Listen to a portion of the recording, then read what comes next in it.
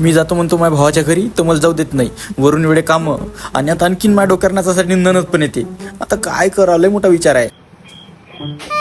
आता ते ननद बाई बियन, मग तिच्यासाठी 2 पोळ्या आणखी जास्त टाका, जरासा भात आणखी जास्त करा, वरण भाजी आणखी जास्त, म्हणजे आपलंच काम म्हणून घ्या. काही काम का तिचं याचं आता.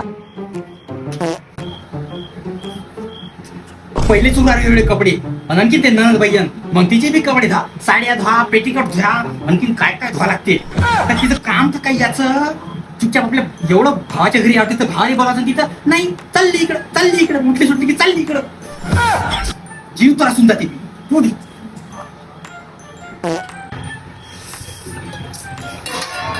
पहिलेच एवढं घरात खटलं आहे, एवढे भांडे निघते, एवढे कपडे निघते, एवढा मोठा स्वयंपाक करा लागते, आणि वरून आणखीन ननद बाईयन, मग तिचे बी आणखीन भांडे धुवा, प्लेटा धुवा, ताट धुवा, गडवे ग्लास सगळंच धुवून धुवा.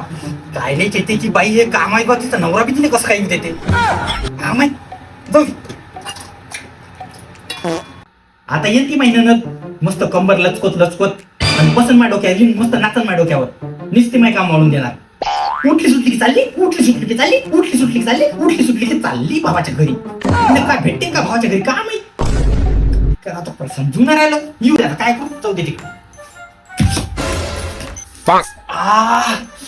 कशी का पडली हो मी, तिनंच मला शिवा दिल्या असं मनातल्या मनात. येऊ दे तिला सांगते. डिप्रेशन